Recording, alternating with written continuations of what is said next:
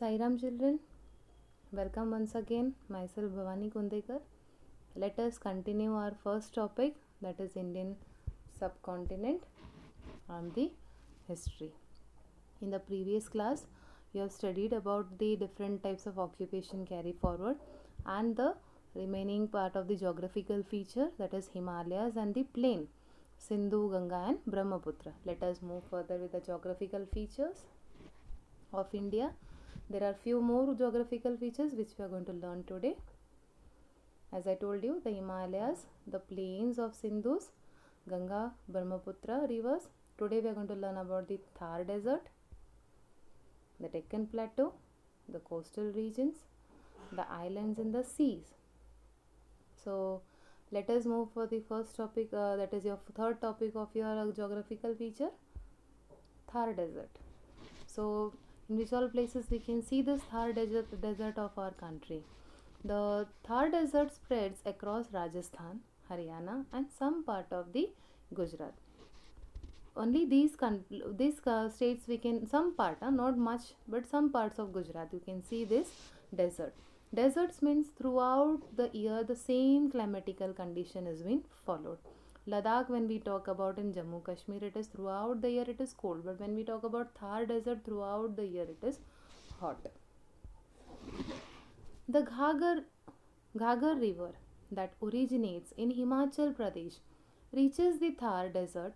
It is known as Hakra in Pakistan. Children, this all rivers which we flow, it's in different country give the different names. We have studied in the geography that several tributaries, yes, but same name won't be given by all the countries. Same way, in it is originated, it starts from the Himachal Pradesh, that the name in India is given Ghaggar, but when it reaches to the Pakistan people have given that river as a name as a Hakra.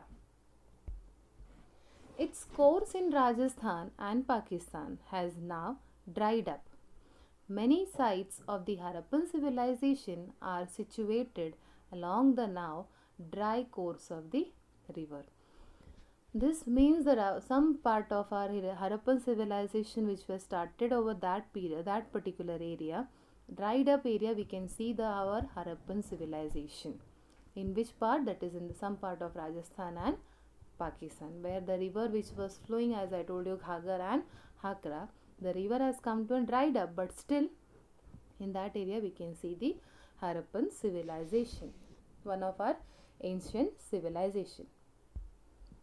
See, this is a picture of the Thar desert. You can see till far side you cannot see any houses or something like that. Yes, it is totally hottest desert. So let us move on to the next, that is Deccan Plateau. Deccan Plateau, when we talk about Deccan Plateau, it's all the three sides are surrounded with sea or water, we can call it as. And this, let us move further with this only. The region bound by the sea on the three sides is called a peninsula. Peninsula means all the three sides, as I told you, Deccan Plateau is all three sides are surrounded with sea. We have studied in about the first geographical features, that is Himalaya, that is towards the north side. When we talk about Ganga plains, that is towards the middle, very down to the, yes, middle of the India, exactly, middle all the states, that plain, that comes under the plain. When we talk about Deccan, all the three sides having a sea. The major part of the Indian peninsula is occupied by the Deccan Plateau. Deccan Plateau has fertile land where many post-Harappan agrarian cultures flourished. Flourished means in the Deccan Plateau, many of our ancient Harappan people started with their occupation called agriculture. They started with the occupation agriculture, exactly. Flourish means started. In the which plateau? That is Deccan Plateau, in the Harappan civilization, during the period of Harappan. Deccan Plateau was a part of a Maurya Empire, the largest in ancient India. It has been considered, Maurya Empire has been considered one of the powerful empire in the ancient time. Children, they were very powerful and very strong, and they were having a, you know, power capacity. They were started expanding their territory in such a way, that's why it is known as largest in ancient India. They have not discontinued the Harappan civilization, that is agriculture, which was started in Harappan civilization. They have continued with that occupation. So during Maurya Empire also, the Deccan Plateau was being utilized for the agriculture. Now let us see how the Deccan Plateau is divided. The mountain ranges of the Vindhya and Satpura are located to the north of the Deccan Plateau. The Sahyadri mountain ranges are to its west. They are known as Western Ghat. Because just to make us learn easy about the geographical condition features of that particular area, they have been divided into Western Ghats and the Eastern Ghats. The mountains on the eastern side of the Deccan Plateau are known as Eastern Ghats. Just to locate the places in a particular way, in a proper way, we can understand this is Eastern Ghat. As soon as we will say about the Eastern Ghat, each side of the Deccan. As soon as we will say Western Ghat, it is Sahyadri mountain ranges will be under the Western Ghats. Just to make us learn easy, they have just divided the Deccan Plateau. Let us move to the next geographical features, that is coastal region.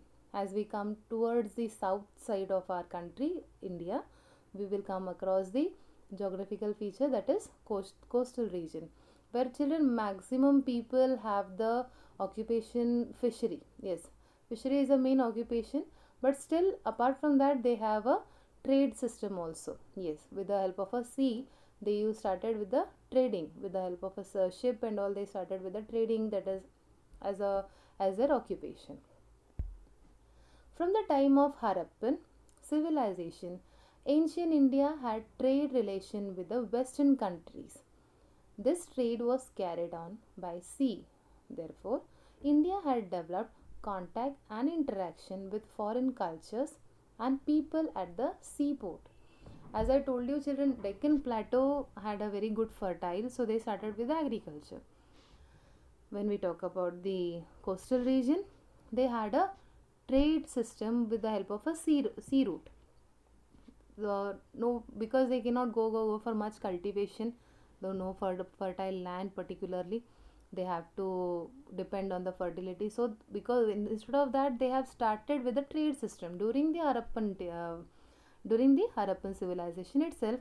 That is, since the ancient time, trade route has started from the coastal region.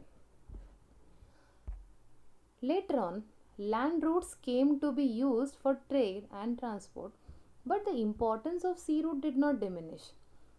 Children, as I told you, sea route was just a route for them to, as for the trading and all, for their occupation. They started importing, exporting that through the sea route or seaport, we can call it as. But after getting invention of the land routes and all, that sea route did not diminish. Even today, sea routes have been used for the some of the heavy goods or bulky goods, we can say. We can transport waterways, they carry bulky goods, very big goods through the sea routes, or through the waterways only. That doesn't mean land routes are there, airways are there. Even today, although it is, we are modernized world, in the 21st century we are using with the airways and the land routes and all, but still waterways are, even today it has been important.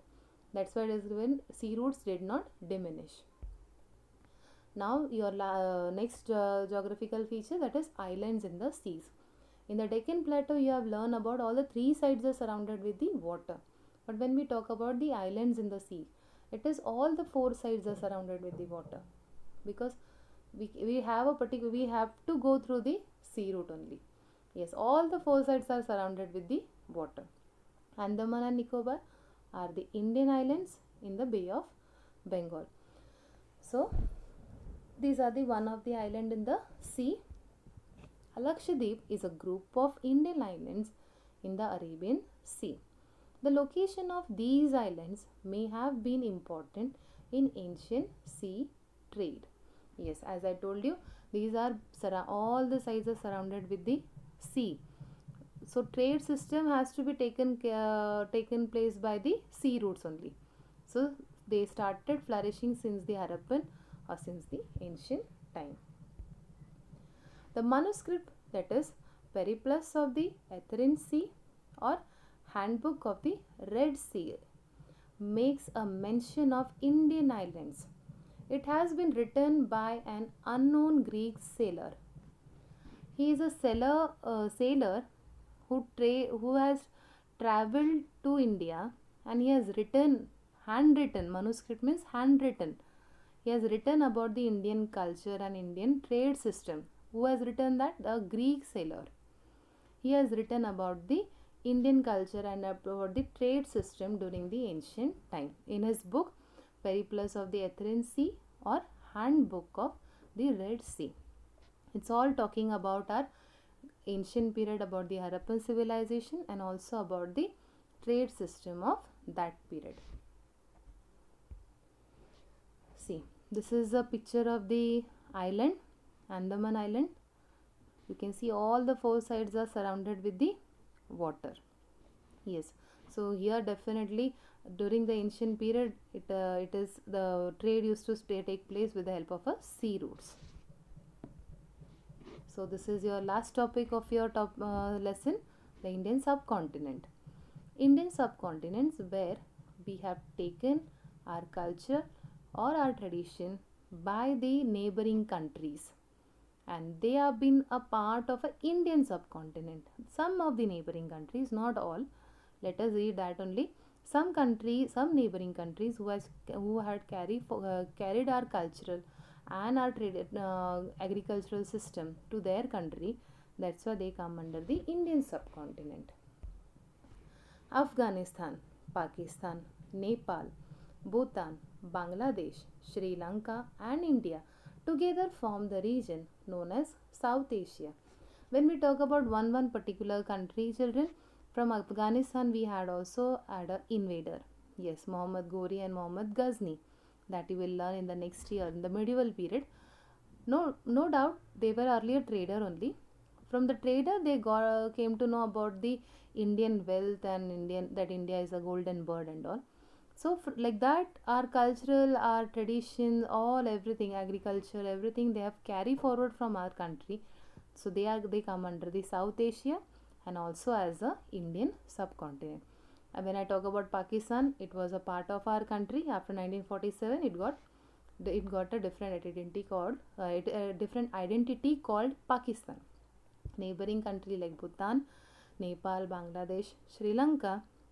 When we talk about Sri Lanka, maximum people of the south side only are been settled, or we can call their family members only got settled in Sri Lanka. But just they wanted separate country, they have given a name as a Sri Lanka. Yes, maximum people are Indians over there, but just now they are Sri Lankans. Exactly. So, but they are the part of the Indian subcontinent because they carry forward our ancient time agriculture system, our cultural, all the traditions they have carried forward to that particular neighboring countries. Considering the expanse and significance of India in this region, it is also known as the Indian subcontinent. When we talk about the all Indian subcontinent, that means it is all talking about our ancient Indian history, that is Harappan civilization. Exactly, it is all talking about our ancient history, that is ancient India, about the Harappan civilization. The Harappan civilization had spread mainly in the northwestern part of the Indian subcontinent. When we talk about it, is Harappan civilization is flourished in the northwestern part, but it has taken the entire country into that subcontinent because they have started with the agriculture system and slowly they started with the trade route. Yes, through sea route they have started with the trade system with the foreign countries at that time in the ancient period, children. When we talk about the ancient period, at that time no proper transport facility, but they have started with the sea route. So slowly our Harappan civilization was carried forward by these neighboring countries. China and Myanmar are neighboring countries, are not a part of South Asia or the Indian subcontinent. When we talk about the other neighboring countries, it is just a they have taken, even China and Myanmar have taken, but they are not coming under the Indian subcontinent. When we talk about Afghanistan, Pakistan, Nepal, Bhutan, Sri Lanka, these all comes under the Indian subcontinent. But these two countries, China and Myanmar, they are not a part of South Asia or nor the Indian subcontinent. However, they had cultural and trade relation with ancient India. Yes, many travelers had come. When we talk about China, they many foreign Chinese visitor had come to spread Buddhism in India. Just for your knowledge, I'm just telling you. It doesn't mean that they have not taken our culture or tradition at that time. Though they are not the part of subcontinent, Indian subcontinent, but China also had come. There are many foreign visitors. Their Chinese visitor had come to see our trade system, even our traditional, our religious performance at that time, and they have started writing in their history. If you learn about their history, some of the part of our Indian tradition of that time they have mentioned in their book. Trade relation with ancient India, they had an important place in the study of ancient Indian history. As I told you, China and Myanmar doesn't comes under subcontinent, Indian subcontinent, but they had a good cultural and trade relation with the ancient India. As I told you, many visitors had come from China also. It was like their religious was followed here, and our religious was inspired by their travelers exactly. So here we come to an conclusion of our first topic. We are concluding. Today we have studied about the Thar Desert, Deccan Plateau, the coastal region, islands of the seas, and the last subtopic of this chapter was the Indian subcontinent. So children, through this you will be able to understand why we have to study about the history with the help of the Indian subcontinent. Okay, so before we come to an end, I just wanted to ask you a few questions, so please answer. In which part of the India do we see the Thar Desert? Yes, in Rajasthan, Haryana and some part of the Gujarat we can see the Thar Desert. Name the Indian islands in the Bay of Bengal. Andaman and Nicobar Island is in the Bay of Bengal. That is an Indian island which is in the Bay of Bengal. So children, read the textbook very thoroughly so that you can answer all the questions, and please go through with the textbook. So all the pictures and all the content is given very nice, very clear way, so that you can very easy way so that you can understand it very well. Thank you. Stay home, stay safe.